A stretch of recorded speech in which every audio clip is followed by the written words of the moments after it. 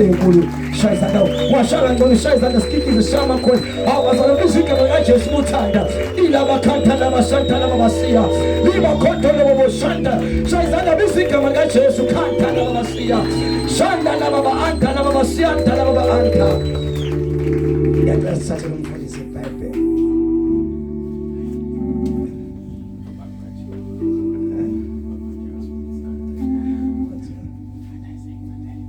oh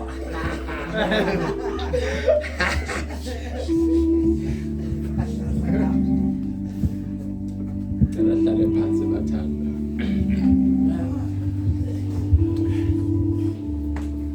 Ngicela sivala amehlo sisho lo mkhuleko.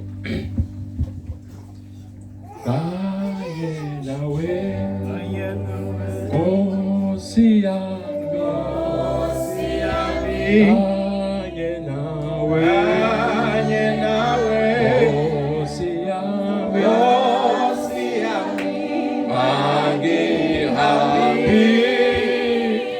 mihla yonke kanye nawe Nkosi yami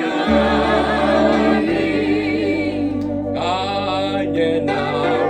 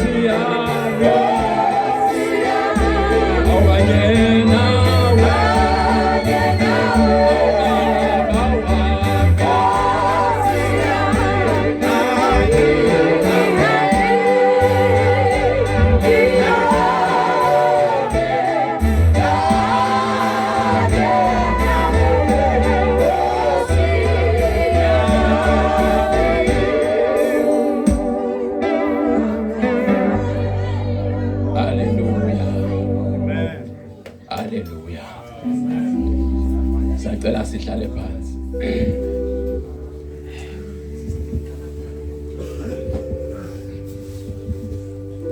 Ngiyabingelela bonke abakhona la endaweni yase Mazulwini. In Jesus name. Igama lami nguZiggi Sibonga ngokaSbiya. Ngomsa kaNkulunkulu ngilokhu engiyikho. Ngiyabonga uNkulunkulu ngokusivulela umnyango wokuzohlephula isinkwa. Ngaphandle kokuchitha isikhathi ngizocela sivule amaBhayibheli ethu. Ngizofunda incwadi ka Matthew chapter 2. Matthew chapter 2.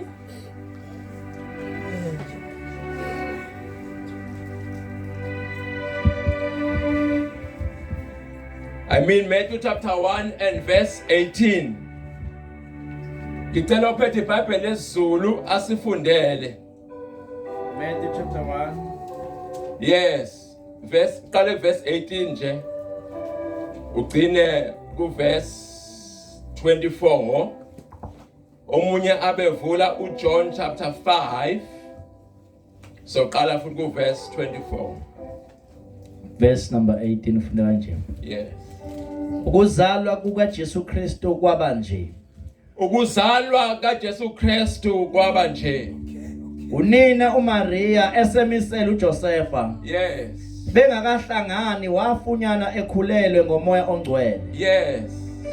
Kepha uJosefa indoda yakhe engumuntu olungileyo engathanda ukumthela ihlazo. Yes. Wayefuna ukumlahla ngasese. Yes. Esazindla ngalokho bheka ingelosi yenkosi yabonakala kuye ngephupho. Yes. Ithi Josefa ndodana kaDavide ungesabi ukumthatha uMaria umkakho. Yes. Ngokuba lokho akukhulelweyo kungomoya ongcwele. Yes. Verse 21.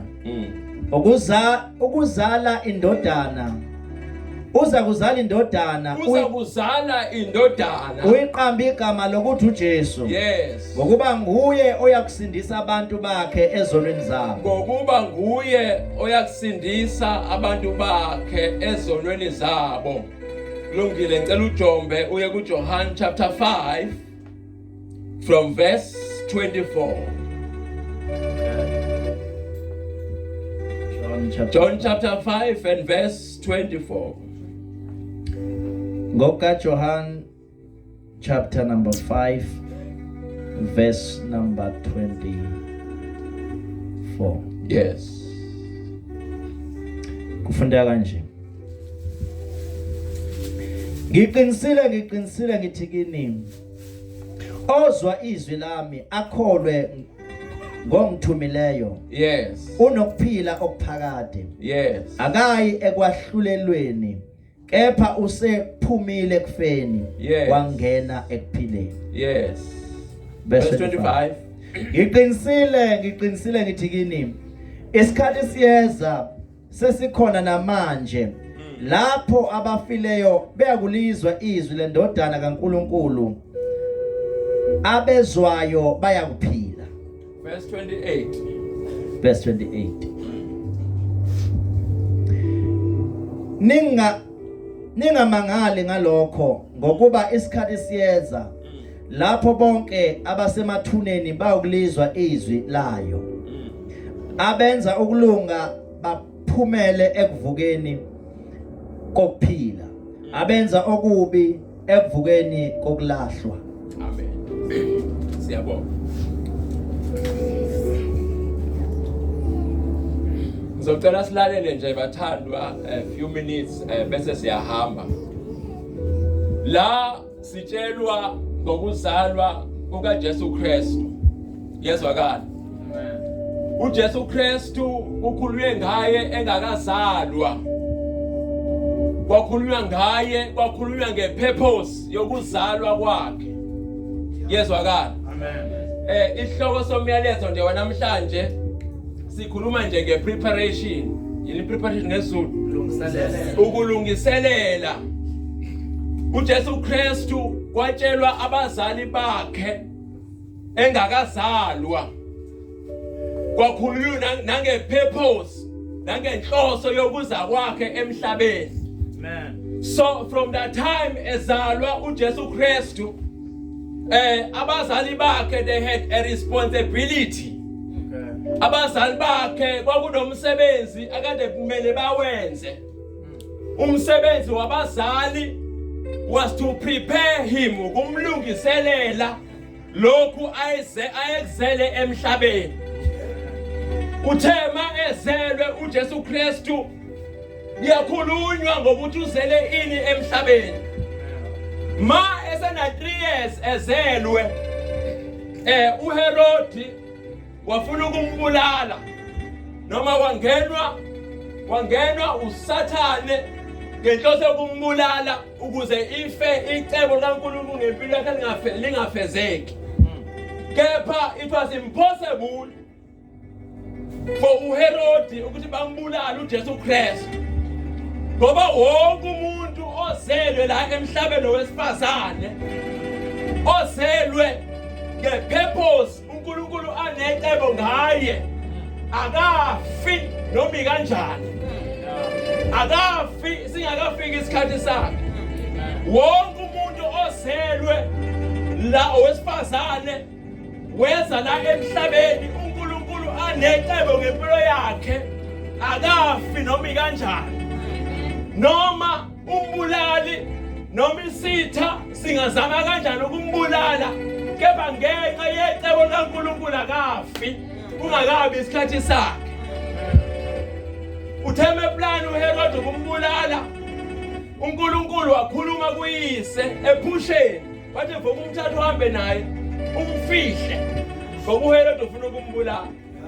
Even nawe nami ngenxa yepurpose kaNkulunkulu uNkulunkulu wakuvikela ungakamazi usamphika usamthuka. Mawukhumbula kahle kukhona izimo owadlula kuzona ungakakholwa ungazi ukuthi udlule kanjani.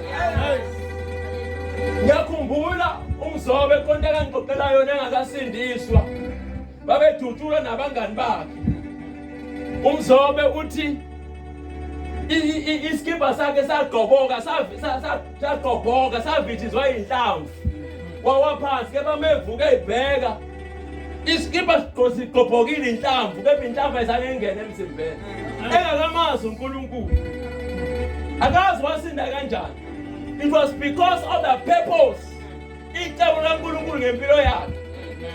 Ngibona uma kaBrad ubona ma ngibona uma kaBrad uma wakho umfundisi uBlad wawangitshela enye into angazi uyayazi bese wakwabhula wena wayohlinzwa esibhedlela udadewena ngalo mbani wayigraduate esalweni usesibhedlela uthi uma wakhe engixoxela uthi uma wakho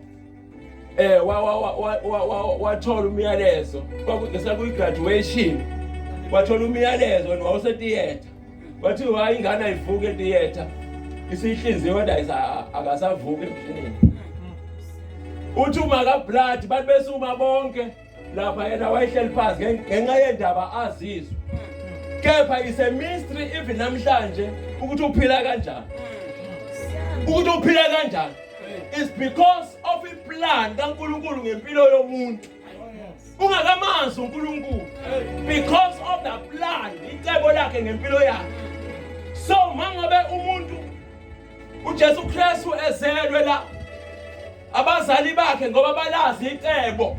So the first thing they need to do ukumsiza esewumntwana to prepare ukumlungiselela for what he came to earth for. Lokhu akuzela emhlabeni. So la emhlabeni wonke umuntu okhona la ayikho into ebaluleke njenge preparation noma ukuzilungiselela noma ukulungiselelwa for a particular thing.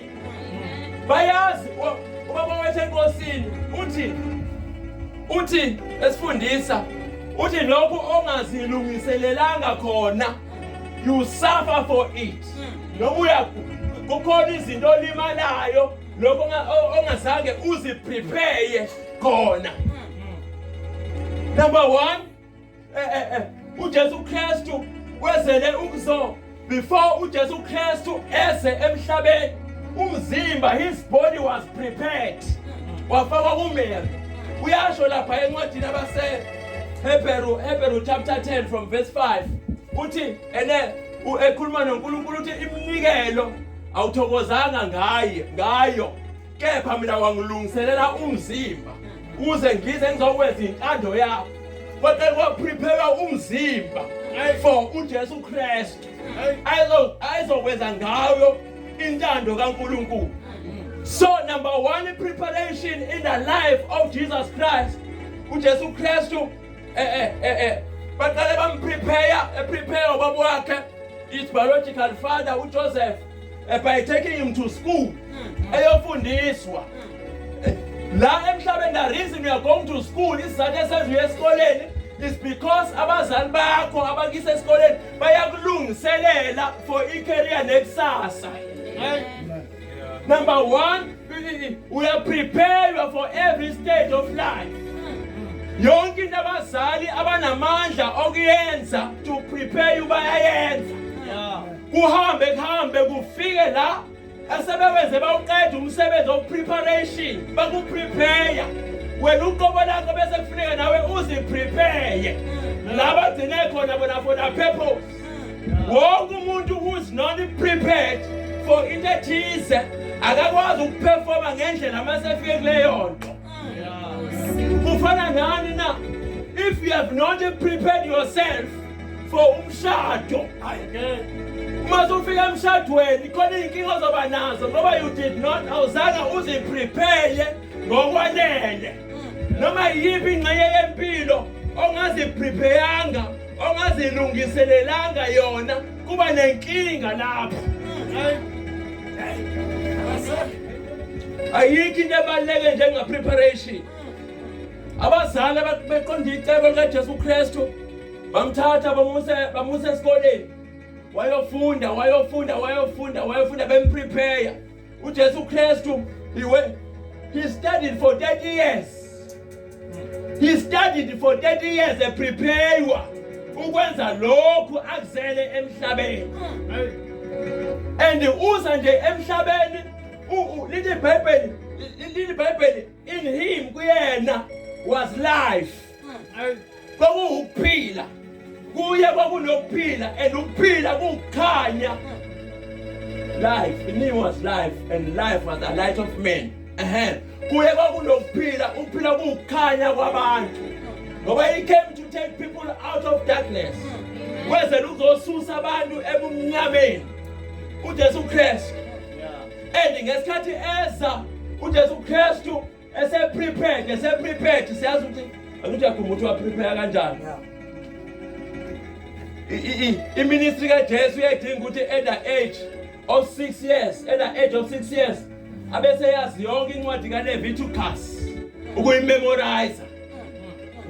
That was the first stage of preparation. Ngoba uthi ngize according to what is written in the volume of the book.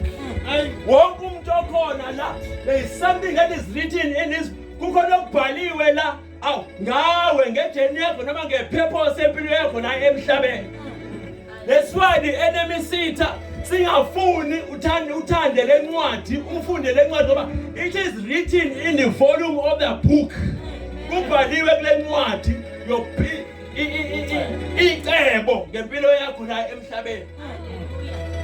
Utheme uJesu Kristu meqeda that at the age of 6 and at the age of 6 wayengakwazi ukufunda kepha it needed umzali uyena owemrecitela the book of Leviticus yena memorize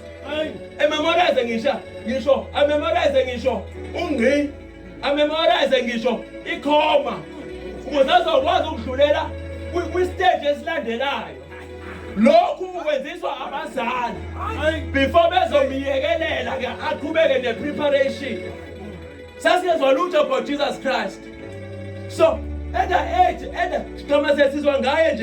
age of 12 elaphaya ethempelini mase ethempelini lithi Bible bamangala the doctors of the law imibuzo ayayibuza nempendulo ayayiphendula Ngoba wena mase ugraduate at the age of 6.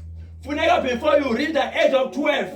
In what is 5 from the first Old Testament, usuzazi zonke by head. And wawuthestwa. Wawuhlola ukuthi uyazazi mangabe ushe ikhoma noma usufeyilile.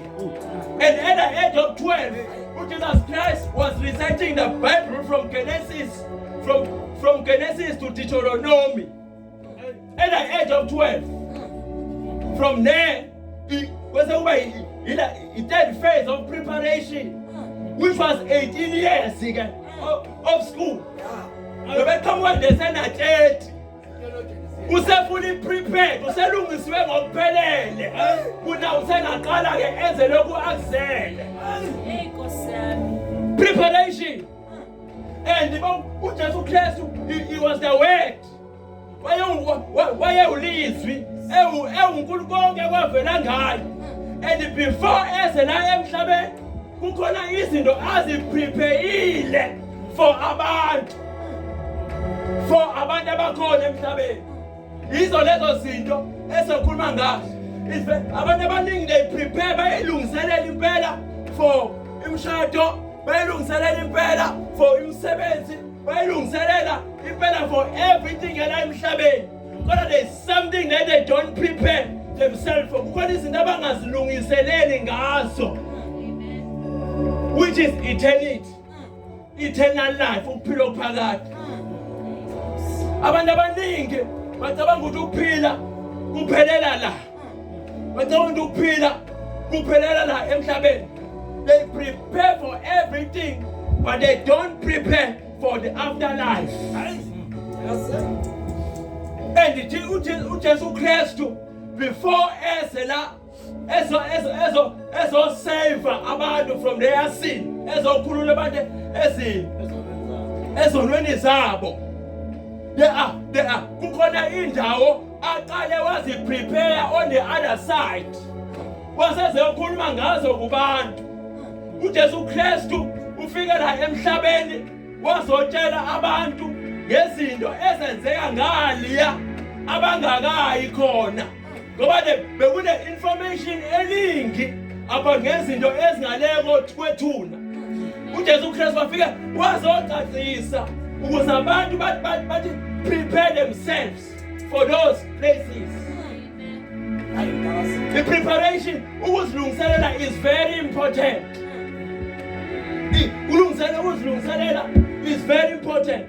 Enye into afika khuluma ngayo la emafunda lefunde khona kuJohana uthi ene okholwayo indodana usisho yena unophilo phakathi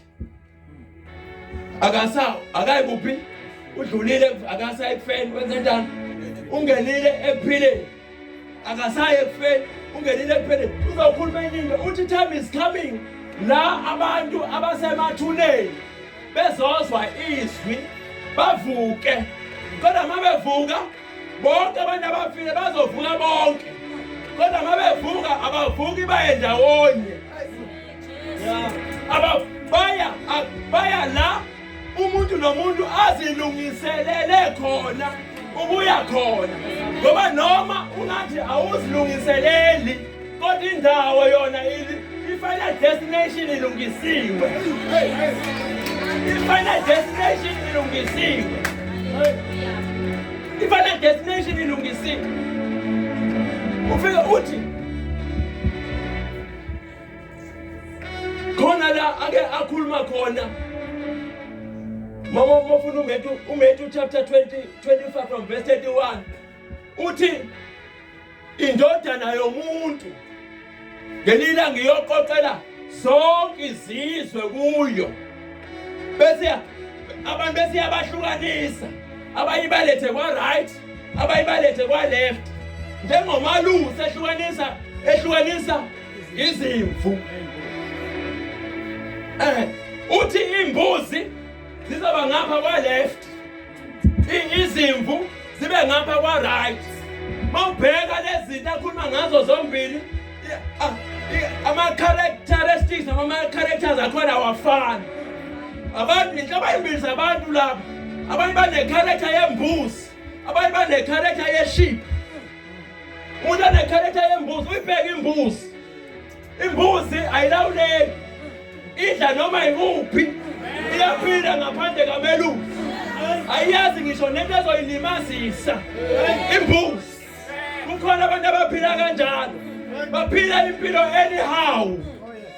Baphila impilo anyhow. But the time is coming when uyohlukaniswa according to your character. According to your character. Bese bakhona laba bangapha. Ethiwa bona ke bafaniswa nezimvu. Abakwazi ukuphila ngaphandle kamelusi. Bayalazi iphimbo likamelusi. Baya la umalusi eholela khona. IBhayibheli uyothi laba bangapha. Uyothi laba bangapha kwa right. Athi hayi nina enibusisiweyo. Wozani nidle ifa. Ni noma ni what is to inherit ngesi nidle noma nizuze umbuso enawulungiselwa before the world began. Umbuso owalungiswa umhlaba ungakabi khona. Umbuso owalungiswa umhlaba ungakabi khona. Ulungiselwa abantu abazophila ngokwe-character of the lamb. Abazophila njengezimvu benomalusi bekholwa umalusi bedlala umalusi abadlisa khona. Bese kuya abanye bangapha futhi wena nabaqalekisiweyo. Hambani dedani kimi.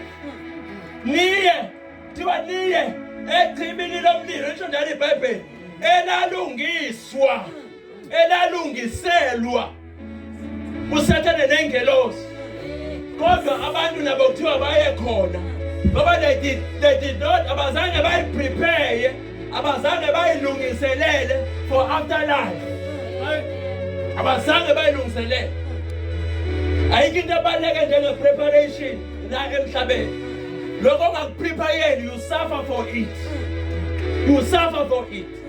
But we have good news here. There's a place. Kuthi abafundi bakaJesu Kristu ku-John 14 bephatheke kabuhlungu ukuthi usezohamba. Uthi hayi inhliziyo zenu bengakhathazeki.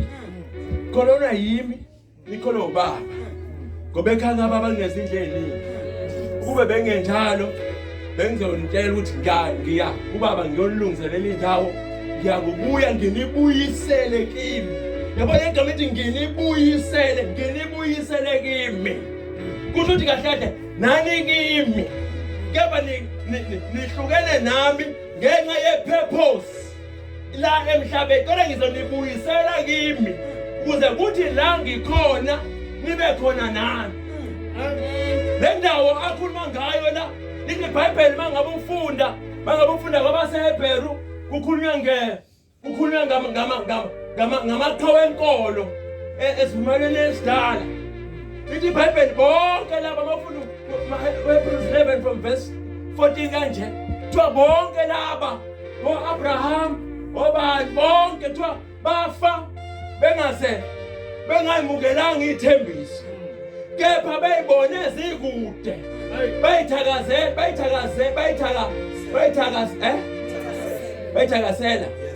Bayithakasela zikude. Bavuma ukuthi bona la emhlabeni bayihambi la.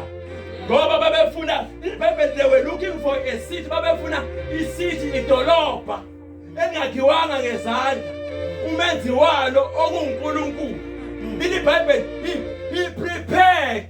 They were not ashamed babengenamahloni ukuthi uNkulunkulu wabalungiselela isiti. Wabalungiselela isiti. Yibo laba phela okutheni mangabe uJesu Kristu lapha yayisiphambanweni. Mangabe lapha esiphambanweni ngesikhathi eqeda ukuthi Tetelestai, ngesikhathi eqeda ukuthi umoya wami ngiyawunikela kuwe. iBhayibheli wagebisa ikhanda lakhe la wafa.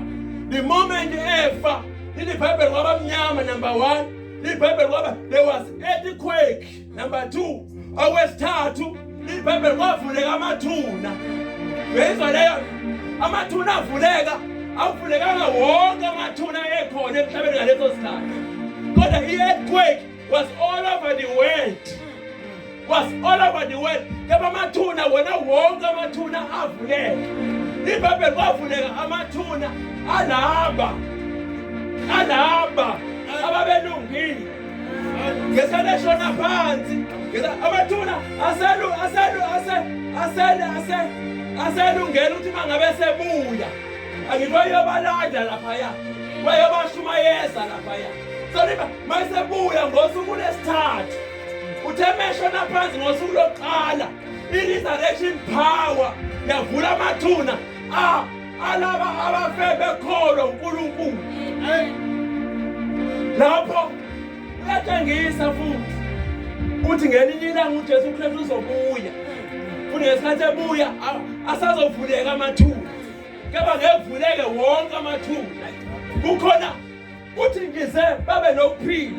Uyabona uthi okholwa yimi wezentani udlulile kuphi wangena kuphi ekuphileni. Lokhu kuphila kulwa ngakho ukuphila okuphakade. Yabo nje mina njengoba ngila ngikholwa. Yabo nje wena njengoba ukholwa wena udlulile ekufeni. Wena right inside of you in uJesu Kristu, in him there was life. Yena wakhona ukuphila. Ngesathi ngikholwa uye lokuphila kwakuye wakufaka kimi. Mina njengoba ngila nginokuphila okuphakade. Njengoba ngila I have eternal life. Nginokuphila wonke okholwayo unokuphila okuphakade njengoba la. IBhayibheli udlulile ekufeni. Ikuphi lokufa udlulile khona na? Yilo abazothi mabevuka abanye baye khona lokho kufa. Elithi iBhayibheli ukufa kwesibili. Nabo njalo banikeziwe ithuba lokuthi bathi prepare themselves, bazilungiselele for ukuphila okuphakade. Kepha badecide ukuzilungiselela for ukubhubha okuphakade. Ngoba yonke into ayenzayo la emhlabeni is part ingxenye of preparation. Yonke. You prepare yourself for izinto zala emhlabeni, you also prepare yourself for eternity. Mebuya uJesu Kristu iBhayibheli bonke laba mebuya ngaphansi. IBhayibheli bonke laba ababefe bekholwa. Babonakala edaladini zaseJerusalem. Emva kokuvuka kwakhe. Wayethe uyahamba uyolungisa indawo. Uyabuya ukuze la akhona babekhona nabo. Yibo laba abafa bekholiwe ithembiso beyithakazele zikude. Kodwa bekhona ukuthi kune heaven iJerusalem, kunekhaya, kunedolobha elingakhiwanga ngezandla, kubenziwalo okusimakade. They were not ashamed. Ngoba uNkulunkulu usilungiselele the city. And that city lelo dolobha aligcwele lisalinde thina la. Lisalinde thina nathi. Lisalinde thina nathi. Lelo dolobha lelo. uJesu Kristu. Uye phela lo. uJesu Kristu before afike uNkulunkulu wakhuluma ngaye la book of Genesis. Wathi imbewu yowesifazane. That was Jesus Christ the Bible was speaking about. Waphinda wazokhuluma ngaye lapha ebizo Abraham. Wathi wena Abraham enzalweni yakho zobusiswa zonke, all the families of the earth. Yonke imindeni yomhlaba yobusiswa. Nomndeni wakho wabalwa lapho. Nomndeni wami wabalwa lapho. Nomndeni wami wabalwa. Ngahlupheka ngayihluphekisa nje kepha nangabalwa babazobusiswa.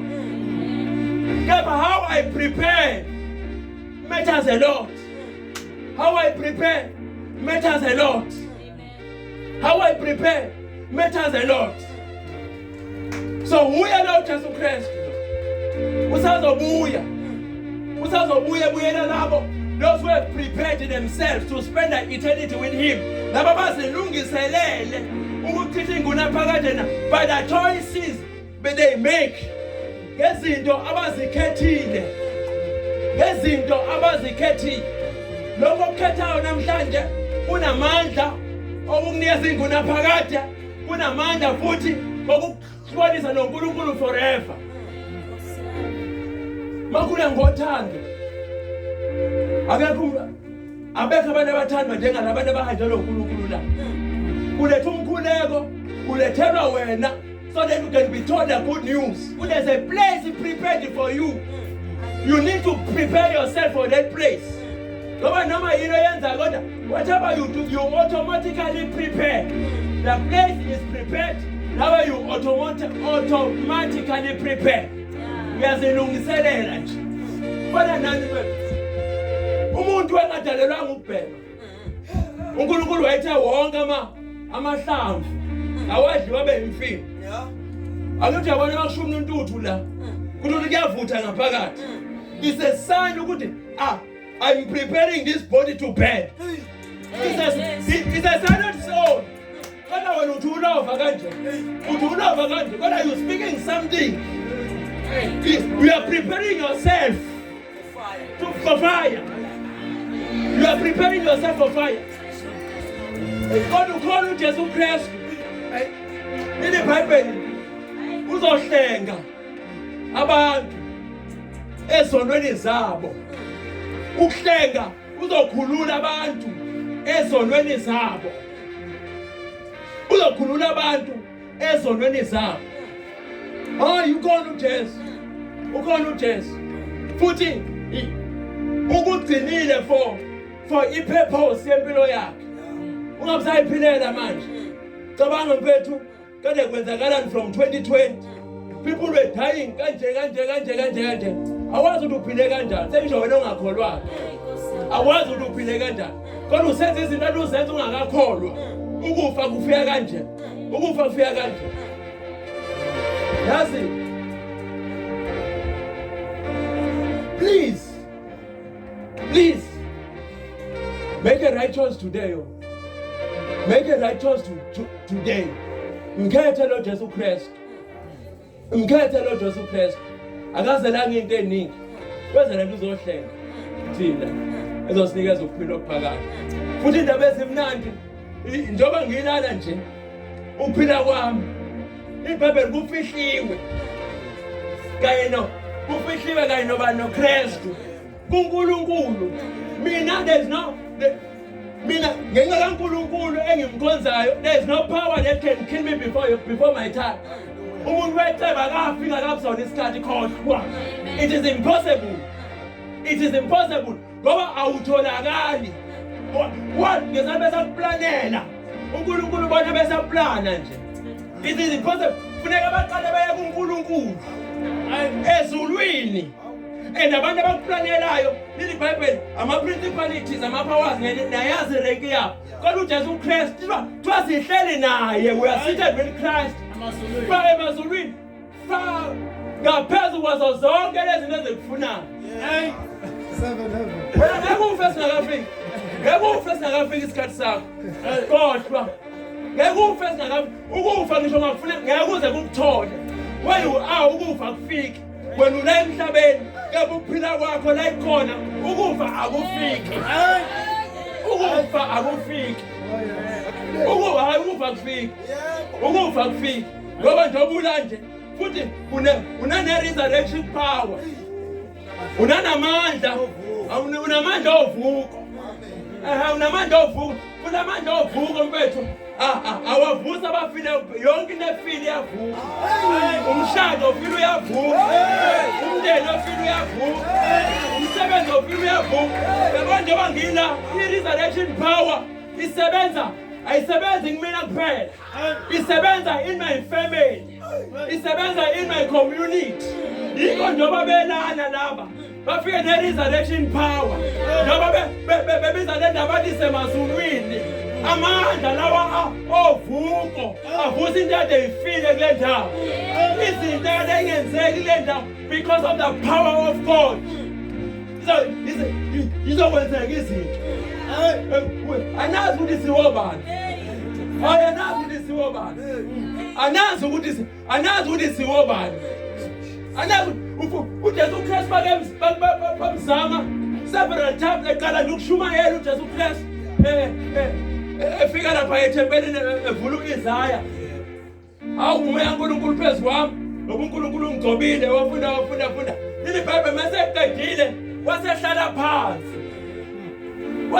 phansi kanje manje mehlala lehlala kusona la ethempelini ihlalo lesesasibekiwe ukuthi akekho oyohlala kusona ngaphandle kaMesaya so ukuhlala kwakhe uyazi uthi hayi uthi namhlanje lo mbhalo ugcwalisekile endlebeni zenu lo okwakhulunywa ngaye kwi-Old Testament uye lo ophambi kwenu la esifunde khona kuthiwa ukuze kuzala indodana ukuze mawuqhubeka laphaya kuthiwa ukuze kugcwaliseke okwashiwo umprofeti ukuthi uza kuzala indodana uyibize a virgin shall conceive and give a son umbize ngokuthi uEmmanuel is the fulfillment ukugcwaliseka kwakho konke okwakhulunywa ngoJesu Kristu from the Old Testament.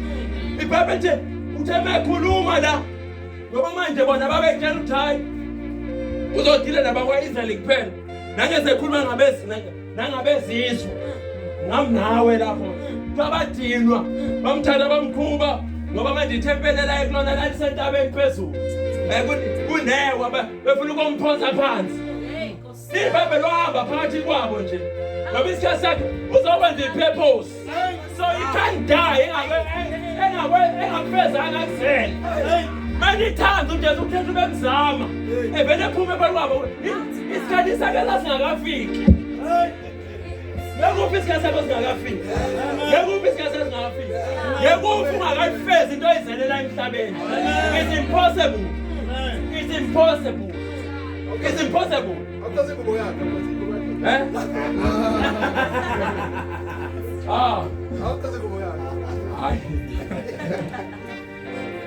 uJesu Kristu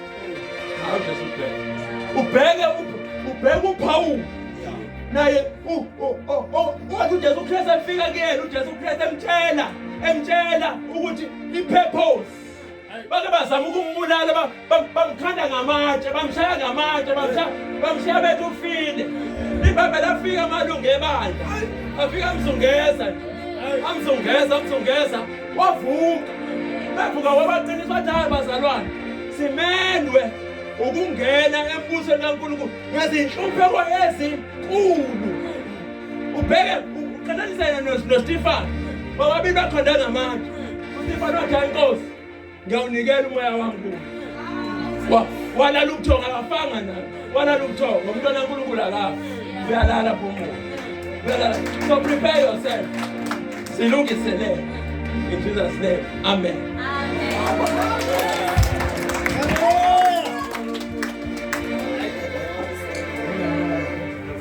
Hallelujah.